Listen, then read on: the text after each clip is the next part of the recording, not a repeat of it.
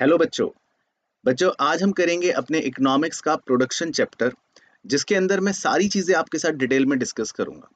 तो प्लीज़ इस वीडियो को पूरा एंड तक ध्यान से देखना और प्रोडक्शन की सारी बातें जो हमारे एग्जाम में हमसे पूछ सकता है वो मैं इसमें कवर करूंगा। तो सबसे पहले अगर मैं प्रोडक्शन की शुरुआत करूं, तो प्रोडक्शन की शुरुआत होती है हमारे प्रोडक्शन फंक्शन से। प्रोडक्शन फंक्शन का क्या मतलब होता है? प्रोडक्शन फंक्शन का मतलब कि इनपुट्स को लगाने पर जो हमारे फर्म को या प्रोड्यूसर को आउटपुट मिलता है, उसको हम कह सकते हैं कि वो एक प्रोडक्शन फंक्शन होता है। As simple as that. जैसे आप कोई भी उदाहरण ले सकते हो। आपके घर में सपोज मैंगो शेक बनता है, तो वो एक क्या है? आउटपुट। अब उसको बनाने के लिए बहुत से तरह तरह के इनपुट्स का योगदान लगा होगा। उसके लिए मैंगो का यूज हुआ होगा, उसके लिए शुगर का यूज हुआ होगा, उसके लिए मिल्क का यूज हुआ होगा, और साथ ही साथ उस पर एक लेबर यानी कि किसी व्यक्ति ने काम करा होगा, तब जाके वो मैंगो शेक तैयार हुआ। तो इसी तरह कोई भी फर्म जब प्रोडक्शन करती है, तो उसके आउटपुट को बनाने के लिए तरह तरह के इनपुट्स यूज किए जाते हैं। अब फर्म का जो आउटपुट होता है, वो डिपेंड करता है कि किस प्रकार के इनपुट्स लगाए गए हैं। तो यहाँ से कहानी शुरू होती है कि इनपुट्स कितने प्रकार के हो सकते हैं। तो इनपुट्स को दो कैटेगरीज में डिवाइड करा जाता है। एक होते हैं फिक्स्ड इनपुट, या एक होते हैं वेरिएबल इनपुट। नाम से थोड़ा थोड़ा क्लियर हो रहा है, पर इसको देखते हैं कि ये आखिर होते क्या हैं। अब फिक्स्ड इनपुट या वेरिएबल इनपुट की अगर मैं डिटेल में बात करूं, फिक्स्ड इनपुट हो गया ऐसा इनपुट जो फिक्स रहेगा, जो चेंज नहीं होगा आउटपुट के लेवल के साथ। जैसे हमारे मैंगो शेक का जो एग्जांपल है, उसके अंदर जिस मिक्सर ग्राइंडर का इस्तेमाल हुआ है, वो तो सेम रहेगा। अब आप चाहे 2 ग्लास मैंगो शेक बनाओ, चाहे 5 ग्लास मैंगो शेक बनाओ, चाहे 10 ग्लास मैंगो शेक बनाओ, कहीं ना कहीं एक इनपुट ऐसा है जो फिक्स रहता है। लेकिन जो आपने उसमें मैंगो का इस्तेमाल करा, जो आपने उसमें शुगर का इस्तेमाल करा, जो आपने उसमें मिल्क का इस्तेमाल करा, वो क्या है? Variable input. यानी कि वो बदल जाएगा। जितने ज्यादा मैंगो शेक्स बनाने होंगे, उतने ज्यादा ही मैंगो या मिल्क की आवश्यकता पड़ेगी। तो ऐसे इनपुट को हम वेरिएबल इनपुट कह सकते हैं। तो इनपुट की पहचान कैसे करनी है? उसके नेचर से। अगर आउटपुट के साथ वो चेंज नहीं हो रहा, तो फिक्स्ड इनपुट। आउटपुट के साथ साथ वो चेंज हो जाएगा, तो वेरिएबल इनपुट। अब हमारे कोर्स में हमें प्रोडक्शन फंक्शन जो होता है, वो दो तरह से डिवाइड करके बताया जाता है। एक होता है शॉर्ट रन प्रोडक्शन फंक्शन, एक होता है लॉन्ग रन प्रोडक्शन फंक्शन। अब सर, ये शॉर्ट रन लॉन्ग रन क्या होते हैं? शॉर्ट रन प्रोडक्शन फंक्शन में माना यह जाता है कि हमारे पास फिक्स्ड फैक्टर भी होगा, यानी फिक्स्ड इनपुट भी होगा, और वेरिएबल इनपुट भी होगा। लेकिन लॉन्ग रन में, यानी कि जब अवधि ज्यादा है, लंबी है, बहुत ज्यादा समय है, तब हमारे पास सारे ही इनपुट्स वेरिएबल होंगे, यानी कि चेंज हो जाएंगे। तो ये हमारे लिए इंपॉर्टेंट है। अब हमारा कोर्स जो होता है वो सिर्फ शॉर्ट रन की स्टडी पर ही लिमिटेड होता है, तो हमें अपनी स्टडी में सिर्फ शॉर्ट रन प्रोडक्शन फंक्शन पर ही फोकस करना होता है। अब मैं लेके चलता हूं आपको चैप्टर की मेन स्टडी में। सबसे पहले मैं आपके साथ डिस्कस करूंगा एक टर्मिनोलॉजी जिसका नाम है टोटल प्रोडक्ट, या शॉर्ट में इसको कहते हैं टीपी। आप बड़े ध्यान से मेरी बात को सुनना। टोटल प्रोडक्ट का मतलब ये हो गया एक तरह से प्रोड्यूसर के एंगल से प्रोडक्ट। प्रोडक्ट मतलब सामान या आउटपुट, और टोटल वर्ड लगाने का मतलब हो गया टोटल सामान, डब्बे, कुछ भी समझ सकते हो आप। तो टोटल प्रोडक्ट क्या है? टोटल प्रोडक्ट का मतलब ये कि हम जितने भी इनपुट्स का इस्तेमाल कर रहे हैं अपनी फैक्ट्री के अंदर, उसको इस्तेमाल करके जितने टोटल डब्बे हमारे बन गए, या टोटल आउटपुट जितना बन गया, उसको हम कह सकते हैं टोटल प्रोडक्ट। तो टीपी यानी कि टोटल प्रोडक्ट सबसे सिंपल चीज है, जिसका मतलब क्या है कि हमने कितने टोटल आउटपुट बनाए अपने इनपुट्स का इस्तेमाल करके। और जैसा कि मैंने आपको बताया, हम शॉर्ट रन प्रोडक्शन फंक्शन पढ़ते हैं अपने कोर्स के अंदर, तो उसमें हमारा फिक्स्ड इनपुट तो फिक्स्ड रहता है, वो चेंज नहीं होता। हम सिर्फ किसे चेंज करते हैं? अपने वेरिएबल इनपुट को। जैसे कि उदाहरण के तौर पे लेबर। तो ज्यादा लेबर लगाने से हमें ज्यादा डब्बे मिलेंगे, तो उसको बोल सकते हैं हम टोटल प्रोडक्ट। अब एक शेड्यूल से मैं आपको इसकी बिहेवियर के बारे में और डायग्राम पे उसको पूरा बताऊंगा कि वो आखिर बनता कैसे है। तो सबसे पहले अगर मैं फिगर्स की बात करूं, तो बड़े ध्यान से देखना, यहाँ पर एक एग्जांपल आ रहा है, लेट्स कोट इट। अगर मैं लेबर की बात करता हूं, तो एक लेबर ने मान लो बनाए 10 डब्बे, दो लेबर ने मिलकर बना दिए 22 डब्बे, तीन लेबर ने मिलकर बना दिए 36 डब्बे, चार लेबर ने मिलकर बना दिए 40 डब्बे, उसके बाद पांच लेबर ने मिलकर भी बना दिए 40 डब्बे। उसके बाद छठा मजदूर आया, तो छह मजदूरों ने मिलकर बना दिए 36 डब्बे। और 7वां मजदूर भी जब आया, यानी 7 मजदूरों ने मिलकर बना दिए 35 डब्बे। अब टोटल प्रोडक्ट जो है उसके इस बिहेवियर को शायद आप अभी ना समझ पा रहे हो, या आपको लग रहा है कि सर इसमें कुछ यूनिफॉर्मिटी नहीं लग रही, क्योंकि अगर एक मजदूर ने 10 डब्बे बनाए तो ऐसे तो 2 ने 20 बनाने चाहिए, 3 को 30, 4 को 40, 5 को 50, 6 को 60, ऐसा होना चाहिए। पर प्रोडक्शन कभी भी मैथमेटिक रूल के हिसाब से यूनिफॉर्म वे में नहीं चलता। प्रोडक्शन की अपनी एक खूबसूरती होती है जो इस पूरे चैप्टर में हमारे लिए मेन होती है। अब अगर मैं इस टोटल प्रोडक्ट के कर्व को प्लॉट करूंगा डायग्राम पर, तो वो डायग्राम पर कर्व जो है वो आपको पता है कुछ कुछ कैसा बनता हुआ नजर आएगा। सबसे पहले प्रोडक्शन थोड़ा सा तेजी से भागता है, यानी कि वो इंक्रीजिंग रेट से बढ़ता है, फिर थोड़े समय के बाद वो डिक्रीजिंग रेट से बढ़ता है, और फिर थोड़े समय के बाद वो फॉल हो जाता है, जो हम आगे भी डिटेल में डिस्कस करेंगे। तो टोटल प्रोडक्ट का कर्व अगर आप देखोगे ध्यान से तो वो कुछ कुछ आपको ऐसा बनता हुआ नजर आएगा, यानी कि पहले इंक्रीजिंग रेट से बढ़ेगा, फिर डिक्रीजिंग रेट से बढ़ेगा, और फिर वो फॉल कर जाएगा। अब इसी कॉन्सेप्ट को इस्तेमाल करके मेरी टर्म नंबर 2 बनती है, जिसको बोलते हैं मार्जिनल प्रोडक्ट, यानी कि शॉर्ट में एमपी। मार्जिनल वर्ड का मतलब हमेशा याद रखना इकोनॉमिक्स में, इसका मतलब होता है एडिशनल। एडिशनल कितना प्रोडक्ट हमने बनाया। तो इसका एक शेड्यूल पहले मैं लेता हूं और उसमें आपको बताऊंगा कि मार्जिनल प्रोडक्ट का सिंपल मतलब क्या होता है।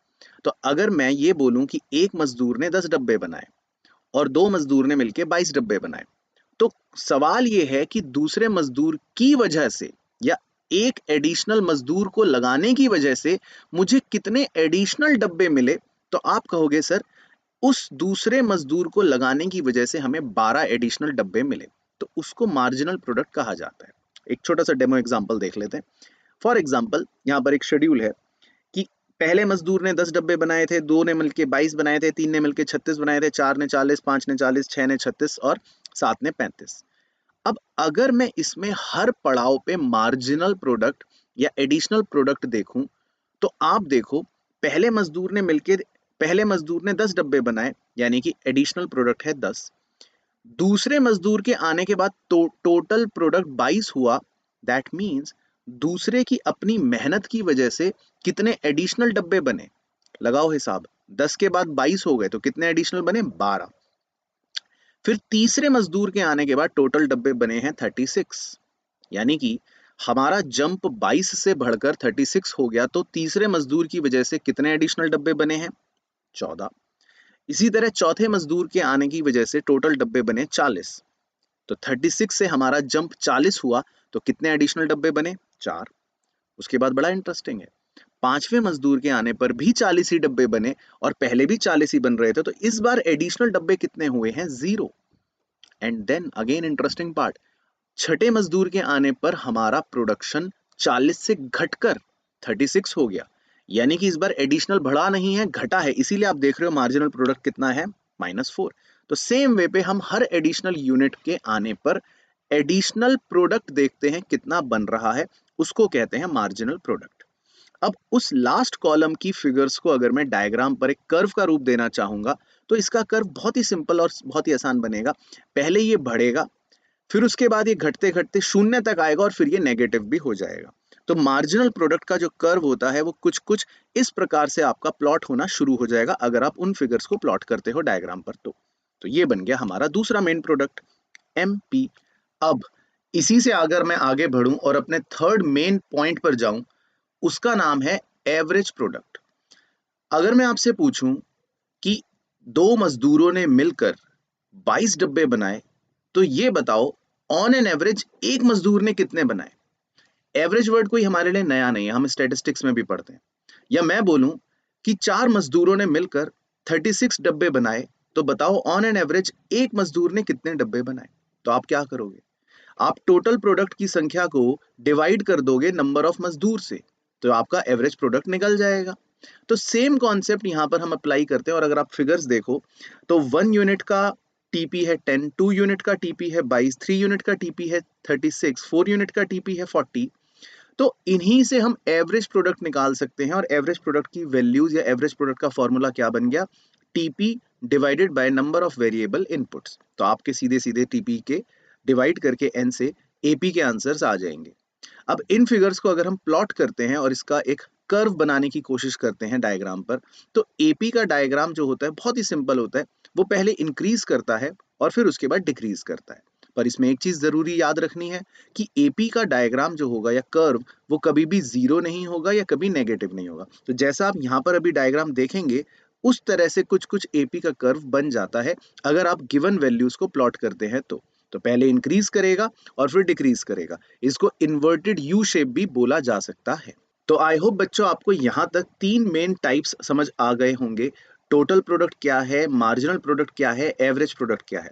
और अगर कोई भी कंफ्यूजन आपके मन में है तो वीडियो यहाँ पर पॉज करके पहले रिवाइंड कर लेना, क्योंकि अब मैं आगे आपके साथ तीन न्यूमेरिकल डिस्कस करना चाहता हूँ और मैं देखना चाहता हूँ कि क्या आप उन तीन टाइप्स के न्यूमेरिकल से फेमिलियर हो पा रहे हो कि नहीं। और आप भी चाहो तो उन न्यूमेरिकल्स को वीडियो पॉज करके पहले सॉल्व करने की कोशिश करना, एंड देन उसके बाद आप सॉल्यूशन जो है मेरे साथ डिस्कशन में पार्ट लेना। तो शुरू करते हैं। सबसे पहले मैं आपके साथ न्यूमेरिकल नंबर 1 जो है वो डिस्कस करता हूँ। न्यूमेरिकल नंबर 1 में क्वेश्चन है कंप्लीट द फॉलोइंग टेबल। अब देखो बच्चों ध्यान से, क्वेश्चन ने हमको वेरिएबल यूनिट्स दे रखे हैं 1 2 3 4 5 6 7। देन उसके बाद नेक्स्ट कॉलम में हमको टोटल प्रोडक्ट दे रखा है 10 18 24 28 30 30 28। अब हमको जो टेबल कंप्लीट करनी है उसमें बेसिकली हमको निकालने हैं मार्जिनल प्रोडक्ट और एवरेज प्रोडक्ट। तो आप चाहो तो वीडियो को पॉज करके या फटाफट से अपने माइंड में वैल्यूज को निकाल के रखना। मैं अगले 30 सेकंड बाद इसको डिस्कस करूंगा और आपको सॉल्यूशंस दिखाऊंगा। तो चेक करना कि क्या आपके सॉल्यूशन और मेरे सॉल्यूशन मैच कर रहे हैं या नहीं। अगर कर रहे हैं दैट मीन्स आपने कॉन्सेप्ट सही समझा है। तो गिवन वैल्यूज से अगर मुझे अब मार्जिनल प्रोडक्ट या एवरेज प्रोडक्ट निकालना हो तो कॉन्सेप्ट क्या था, रिवाइज करते हैं। मार्जिनल प्रोडक्ट था कि कितना टोटल प्रोडक्ट में एडिशनल चेंज आ रहा है, निकल जाएगा। और एवरेज प्रोडक्ट था total product divided by number of variable input, तो निकल जाएगा। चेक करते हैं आंसर अगर आपने सॉल्व करा है तो। मार्जिनल प्रोडक्ट की जो वैल्यूज आ रही होंगी आपकी, वो आ रही होंगी 10 8 6 4 2 0 और -2। कैसे निकाला? टोटल प्रोडक्ट में हर पड़ाव पे जितना परिवर्तन हुआ उन चेंजेस को आपने देखा तो आपका मार्जिनल प्रोडक्ट निकल जाएगा। इसी तरह एवरेज प्रोडक्ट की वैल्यूज आ रही होंगी 10 9 8 7 6 6 4। वो कैसे निकाली? 6 5 4 sorry, TP divided by number of variable input. तो 10/1 18/2 24/3 28/4 30/5 30/6। उसका आंसर 5 आएगा, उसको इग्नोर कर देना, वहां पे एक टाइपिंग एरर है। 28/7 4। तो इस तरह से हमारा एवरेज प्रोडक्ट आ जाएगा। सबसे सिंपल एग्जांपल था ये। अब क्वेश्चन नंबर 2 थोड़ा सा कॉम्प्लेक्स। क्वेश्चन नंबर 2 में क्या होगा, इस बार भी हमें एक टेबल कंप्लीट करनी है, लेकिन इस बार आप देखो हमें वेरिएबल इनपुट्स जो दे रखे हैं, उसके बाद हमें टोटल प्रोडक्ट नहीं दे रखा, लेकिन हमें एडिशनल या मार्जिनल प्रोडक्ट दे रखा है। बाकी दो कॉलम्स हमें फिल करने हैं। इसे कैसे करेंगे, ध्यान से मेरी बात सुनना। 1 यूनिट पर मार्जिनल प्रोडक्ट है 9, तो इसका मतलब 1 मजदूर 9 डब्बे बना रहा है, तो आपका टोटल प्रोडक्ट तो 9 डब्बे ही रहेगा। अब सेकंड मजदूर के आने पर मार्जिनल प्रोडक्ट हमें 8 दे रखा है, यानी कि दूसरे मजदूर के आने पर 8 एडिशनल डब्बे बने। तो यानी टोटल कितने डब्बे बन गए होंगे? 9 डब्बे पहले बने थे, 8 डब्बे अभी एडिशनल बने, तो 9 + 8 कितना हो जाएगा? 17। देन उसके बाद तीसरा मजदूर आया और उसने 7 एडिशनल डब्बे बना दिए, तो टोटल प्रोडक्ट कितना बन चुका है अब? 9 + 8 + 7, तीनों को जोड़ लो तो कितना हो जाएगा? 24। तो इस तरह से आप सारा टोटल प्रोडक्ट निकाल पाओगे, एंड देन उसके बाद आप एवरेज प्रोडक्ट निकालने के लिए टीपी अपॉन वेरिएबल इनपुट कर दोगे। तो आप चाहो तो इसका भी आंसर अपने माइंड में करके रखो या वीडियो पॉज करके सॉल्व करके रखो, और अब हम इसको डिस्कस करेंगे तो देखना कि आपका और हमारा आंसर सेम है कि नहीं। तो आपका आंसर जो आना चाहिए टोटल प्रोडक्ट का, वो आएगा 9 17 24 30 35 38 38 और 35। और इन्हीं फिगर से जब आप एपी की वैल्यूज निकालोगे तो 9 8.5 8 7.5 7 6.5 5.4 या 4.3 अप्रोक्सीमेटली ऐसा आ जाएगा। पॉइंट यहाँ पर यह है कि एग्जाम का क्वेश्चन इस तरह का आता है तो आपको टेबल को फिल करना आना चाहिए यूजिंग द फॉर्मूला। अब इसके बाद जो क्वेश्चन नंबर 3 है उसको आप एज अ होमवर्क ले सकते हो या वीडियो पॉज करके जरूर ट्राई करना, क्योंकि ये क्वेश्चन एग्जाम के लिए सबसे ज्यादा इंपॉर्टेंट होगा। Question number 3। अब इस क्वेश्चन में क्या वैरायटी होती है, इसमें कोई भी कॉलम हमें कंप्लीट नहीं देगा, कुछ कुछ रैंडम फिगर्स देगा और आपको पूरी टेबल को कंप्लीट करना पड़ेगा। तो ये मैं चाहता हूँ कि इस क्वेश्चन को आप जरूर एक बार ट्राई करें। वीडियो को यहाँ पर पॉज कर लीजिए और पहले अपना आंसर निकालना। 2 मिनट का आपको मैं समय देता हूँ, या वीडियो पॉज करके लेना और फिर उसके बाद आंसर्स को डिस्कस करना जो मैं यहाँ पे दिखाता हूँ। चलो, तो मुझे पता है कि आपने सॉल्व नहीं करा होगा एज यूजुअल, लेकिन फिर भी कोई बात नहीं, बाद में कर लेना अगर नहीं भी करा तो। अब मैं इसका आंसर दिखाता हूँ, जो मिसिंग फिगर्स हैं वो क्या आनी चाहिए। तो अगर आपने क्वेश्चन सॉल्व करा है और आपने टेबल की मिसिंग वैल्यूज फिल करी हैं, तो टीपी के जो कॉलम्स मिसिंग थे, या टोटल वैल्यूज बोल दूं, तो 10, 22, 30, 34, 30 और 24 आनी चाहिए थी। इसी तरह एमपी की वैल्यूज 10, 12, 8, 4, -4, -6 आनी चाहिए थी, और एपी की वैल्यू 10, 11, 10, 8.5, 6 और 4 आनी चाहिए थी। तो अगर आपकी इनमें से कोई वैल्यू गलत है तो प्लीज वापस जाके वीडियो देखो, वापस जाके प्रैक्टिस करो। इसका मतलब अभी फॉर्मूले की एप्लीकेशन आप प्रॉपर नहीं कर पा रहे।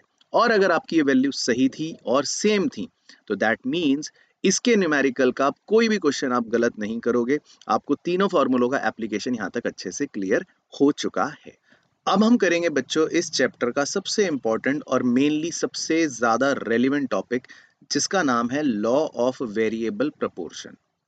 अब ये लॉ वर्ड का मतलब होता है कानून। वेरिएबल प्रोपोर्शन क्या है वो मैं आपको भी समझाता हूँ। तो प्रोडक्शन का एक कानून होता है, यानी कि प्रोडक्शन की एक खूबसूरती होती है।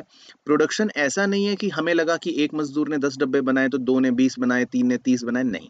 प्रोडक्शन की एक खूबसूरती है जो आपने थोड़ा पहले भी अभी अभी पढ़ी थी।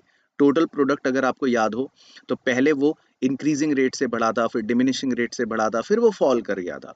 इसी खूबसूरती को एक कानून का नाम दे दिया, जिसको हम कहते हैं शॉर्ट रन में लॉ ऑफ वेरिएबल प्रपोर्शन। तो इसमें ये वही बात कहता है, मार्जिनल प्रोडक्ट की टर्म्स में अगर समझाऊं, कि पहले मार्जिनल प्रोडक्ट इंक्रीज करेगा, उसके बाद मार्जिनल प्रोडक्ट फॉल करेगा या जीरो हो जाएगा, और लास्ट में तो मार्जिनल प्रोडक्ट नेगेटिव हो जाएगा। तो इस कानून को हम कहते हैं लॉ ऑफ वेरिएबल प्रपोर्शन।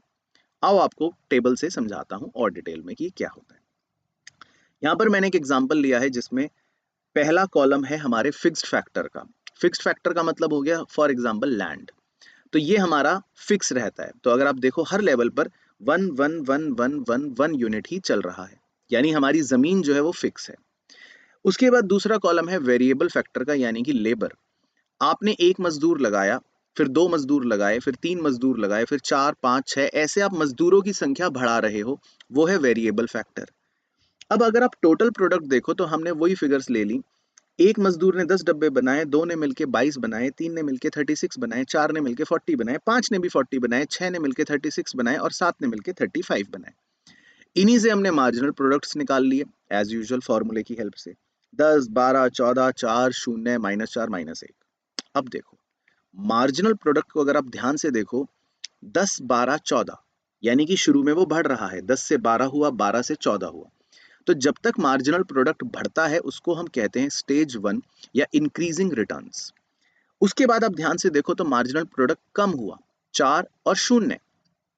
तो जब तक मार्जिनल प्रोडक्ट 0 हो जाता है तब तक चलती है स्टेज 2, या जिसको कहते हैं डिक्रीजिंग रिटर्न्स। और 0 के बाद अगर आप मार्जिनल प्रोडक्ट देखोगे तो वो नेगेटिव हो चुका है, -4, -1। तो जब मार्जिनल प्रोडक्ट नेगेटिव होता है तो उसको हम कहते हैं नेगेटिव रिटर्न्स। तो प्रोडक्शन की 3 स्टेजेस को कैसे पहचानना है आपको? आप मार्जिनल प्रोडक्ट की वैल्यूज को देखें। जब तक वो बढ़ रही है तो इंक्रीजिंग रिटर्न्स, जब वो गिरना शुरू हो जाए 0 तक तो डिक्रीजिंग रिटर्न्स, और जब वो 0 के भी बाद नीचे चली जाए यानी नेगेटिव हो जाए तो नेगेटिव रिटर्न्स। तो ये हमने पहचान कर ली और 3 स्टेजेस प्रोडक्शन की देख ली। इसी को लॉ ऑफ वेरिएबल प्रोपोर्शन कहते हैं, घुमा फिरा कर। तो जैसा यहाँ पर दे रखा है, लॉ ऑफ वेरिएबल प्रोपोर्शन में हमारी कितने स्टेजेस हो गए? 3 स्टेजेस हो गए, increasing returns, diminishing returns, negative returns. अब इसी पर अगर मैं टोटल प्रोडक्ट और मार्जिनल प्रोडक्ट का डायग्राम बनाकर आपको समझाऊं तो ध्यान से देखना। टोटल प्रोडक्ट पहले हमारा कैसा बना? जैसे हमने पहले बनाया था, इंक्रीजिंग रेट से बढ़ा, फिर डिमिनिशिंग रेट से बढ़ा, फिर फॉल कर गया। मार्जिनल प्रोडक्ट अगर मैं बनाऊं तो मार्जिनल प्रोडक्ट कैसे बनाया था कि पहले वो इंक्रीज करेगा और फिर वो फॉल करेगा और नेगेटिव हो जाएगा। अब यहीं से वो 3 स्टेजेस की पहचान हमारी जो हमने करी थी वो हम मार्क कर सकते हैं अपने डायग्राम पर। कैसे? आप देखो, जब तक एमपी इंक्रीज करा तब तक स्टेज 1 बन गई। उसके बाद जब नीचे एमपी फॉल करा और 0 तक गया तो स्टेज 2 बन गई, और उसके बाद जब एमपी नेगेटिव हो गया तो वो स्टेज 3 बन गई। तो ये तीनों स्टेजेस के नाम जो है ये एमपी के डायग्राम से इस तरह से बन जाते हैं, स्टेज 1, स्टेज 2, स्टेज 3। और टीपी की टर्म्स में अगर आप देखोगे वही स्टेजेस, तो जब तक टीपी इंक्रीजिंग रेट से इंक्रीज करा तो स्टेज 1, फिर जब टीपी डिमिनिशिंग रेट से इंक्रीज करा तो स्टेज 2, और जब टीपी फॉल हो गया तो स्टेज 3। तो ये कंपैरिजन जो है ये आपको मदद करेगा टीपी की टर्म्स में और एमपी की टर्म्स में स्टेजेस को मार्क करने में। आई होप यहाँ तक क्लियर हो गया हो। अब इसमें कुछ क्रिटिकल बातें, क्या है क्रिटिकल बातें? सबसे पहले अगर मैं स्टेज 1 की बात करूं, स्टेज 1 का जहां पर अंत होता है, मेरे वर्ड्स को बड़े ध्यान से सुनना, स्टेज 1 का जहां पे अंत होता है तो एक बिंदी आई है, टीपी में वो बिंदी है के और एमपी पे वो बिंदी है ई। इसको बोलते हैं के वाली बिंदी को पॉइंट ऑफ इन्फ्लेक्शन, यानी कि टीपी का कर्व जहां से बढ़ते बढ़ते बढ़ते अचानक से अपने शेप बदल ले, यानी कि स्टेज 1 जहां पर खत्म हो रही है टीपी के टर्म्स में, उस बिंदी को कहते हैं पॉइंट ऑफ इन्फ्लेक्शन। तो ये ध्यान रखना है। बाकी स्टेज 1 का मतलब आपको पता है कि एमपी इंक्रीज करेगा और टीपी इंक्रीजिंग रेट से इंक्रीज करेगा। इसी तरह स्टेज 2 का मतलब आपको पता है, एमपी डिक्रीज करेगा और टीपी इंक्रीज करेगा डिमिनिशिंग रेट से। और स्टेज 3 का भी मतलब आपको पता है कि एमपी नेगेटिव हो जाएगा और टीपी जो है उस केस में फॉल कर जाएगा। अब एक और बड़ा अच्छा पॉइंट है यहाँ पर, क्या आप ये जानते हो कि जहां पर एमपी की वैल्यू 0 होती है एग्जैक्ट, वहीं पर टीपी मैक्सिमम होता है। दोबारा देखना, हाईलाइटेड पॉइंट आएगा, एमपी जहां पर 0 है बिल्कुल एग्जैक्ट वहीं पर टीपी अपनी चोटी पर यानी टॉप पर होता है। तो ये एक इनका यूनिक रिलेशन है एमपी और टीपी का। तो आई होप आपको ये भी याद रहेगा। अब आते हैं सबसे बड़े और सबसे इंपॉर्टेंट सवाल पर कि सर आखिर ये कानून ऐसा ही क्यों है? पहले प्रोडक्शन इंक्रीजिंग रिटर्न दे रहा है, फिर उसके बाद डिक्रीजिंग रिटर्न दे रहा है, ऐसा क्यों होता है? तो आइए इसके कारण समझते हैं, ये हमारे लिए इंपॉर्टेंट है और एग्जाम में हमसे पूछेगा तो इन्हें याद रखना भी जरूरी है।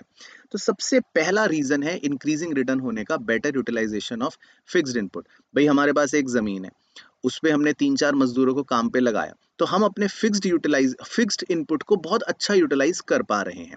दूसरा कारण होता है बेटर कोऑर्डिनेशन। शुरू में हमारे फिक्स्ड और वेरिएबल फैक्टर में एक अच्छा तालमेल होता है। एक लैंड है, 4-5 मजदूर उस पे मान लो काम कर रहे हैं, तो एक अच्छा कोऑर्डिनेशन बना हुआ होता है। इसी तरह तीसरा फायदा या तीसरा रीजन होता है स्पेशलाइजेशन और डिवीजन ऑफ लेबर का फायदा। कई बार शुरू में जब प्रोडक्शन होती है तो हम लेबर्स को डिवाइड कर देते हैं काम के हिसाब से, 2 जने कुछ काम करते हैं, 2 जने कुछ काम करते हैं, और स्पेशलाइजेशन रहता है। जो पैकिंग में एक्सपर्ट है वो पैकिंग करेगा, जो किसी और चीज में एक्सपर्ट है वो कोई और चीज करेगा। तो हमेशा जब प्रोडक्शन शुरू होती है, ध्यान रखना मेरी बात, तो स्टार्टिंग में रिटर्न्स हमेशा तेज होते हैं, जिसको बोला जाता है इंक्रीजिंग रिटर्न्स। तो शुरू में जब प्रोडक्शन हो रही है तो ऐसे में रिटर्न्स ज्यादा तेजी से आ रहे होते हैं। एक मजदूर 10 डब्बा बनाएगा, लेकिन 2 मजदूर मिलके 22 डब्बे बना देंगे और 3 मिलके तो 36 डब्बे बना देंगे। तो शुरू शुरू में रिटर्न्स जो होती है वो इंक्रीजिंग होती है। सर डिक्रीजिंग रिटर्न्स के भी कुछ रीजन होते होंगे, उसके भी रीजन देख लेते हैं। तो इन 3 रीजंस को लेकिन पहले आप याद रखना, इंक्रीजिंग रिटर्न्स के लिए तीनों इंपॉर्टेंट है। चाहो तो इनके नोट्स बना लेना वीडियो को पॉज करके। सर अब बताओ हमें डिक्रीजिंग रिटर्न्स के क्या कारण हो सकते हैं? बहुत ही सिंपल है, इन्हीं को उल्टा कर देते हैं थोड़ा सा, या इन्हीं को बेकार बना देते हैं। कैसे? नंबर 1, हमने अपने फिक्स्ड फैक्टर को पूरा यूज कर लिया। अब एक जमीन पे 10 मजदूर खड़े हो सकते हैं, आपने वहां पे 20 खड़े कर दिए, 30 कर दिए, 40 कर दिए, तो धीरे धीरे आपके फिक्स फैक्टर का यूटिलाइजेशन बियॉन्ड ऑप्टिमम निकल जाएगा ना, इतना भी गलत हो जाएगा फिर, तो इसीलिए रिटर्न्स थोड़ा सा स्लो हो जाते हैं। और क्या खराब पॉइंट हो सकता है सर? Poor coordination. भाई एक ही जमीन पर 40 मजदूर खड़े हैं जहाँ पे जगह सिर्फ 10 के खड़े होने की है, तो कोऑर्डिनेशन भी गड़बड़ा जाएगा। जो काम 2 जने कर रहे थे मिलके वहां पे 5 जने खड़े हो गए, तो फिर कोऑर्डिनेशन ऐसे में क्या होगा? पुअर हो जाएगा। मान लो घर में मम्मी को बोले कि चलो एक रोटी बनानी है, और रोटी बनाने के लिए 10 लोग लग जाएं किचन में, तो रोटी भी खराब बनेगी और कोऑर्डिनेशन भी कैसा रहेगा? पुअर रहेगा। तो यही हाल प्रोडक्शन का है। जब किसी पर्टिकुलर चीज में बहुत ज्यादा लोग इन्वॉल्व हो जाएंगे तो पुअर कोऑर्डिनेशन की वजह से रिटर्न्स जो है वो धीमे पड़ जाते हैं। और क्या हो सकता है? भाई हर जगह हम मजदूर ही मजदूर नहीं बढ़ा सकते। फिक्स्ड फैक्टर को सब्सटीट्यूट करके हम, ऐसा नहीं है हमेशा वेरिएबल फैक्टर ही बढ़ाते रहें। तो कई बार हमारा फैक्टर ऑफ प्रोडक्शंस जो होते हैं वो इम्परफेक्ट सब्सटीट्यूट्स भी होते हैं। यानी कि जहां पर आपको लैंड को बढ़ाना चाहिए, आप अगर वहीं पर मजदूर बढ़ाते रहोगे तो वो प्रॉपर सब्सटीट्यूशन नहीं होता। तो इस तरह के कारणों की वजह से कई बार हमारे रिटर्न्स जो होते हैं वो बाद में धीमे पड़ जाते हैं। तो ये हमें याद रखने हैं तीनों पॉइंट्स कि डिक्रीजिंग रिटर्न्स के क्या कारण हो सकते हैं। तो इनके भी आप पॉइंट्स को मेन एग्जाम में लिखना अगर क्वेश्चन आपसे पूछता है। तो क्या है तीनों पॉइंट्स, एक बार रिवाइज कर लो कि फिक्स्ड फैक्टर को हमने पूरी तरह से यूज कर लिया है, पुअर कोऑर्डिनेशन हो चुका है फिक्स्ड और वेरिएबल फैक्टर के बीच में, और सब्स्टिट्यूटेबिलिटी वो प्रॉपर नहीं है या वो परफेक्ट नहीं है, यानी कि हम हर जगह लैंड की जगह लेबर को सब्स्टिट्यूट नहीं कर सकते, ऐसा नहीं चलेगा।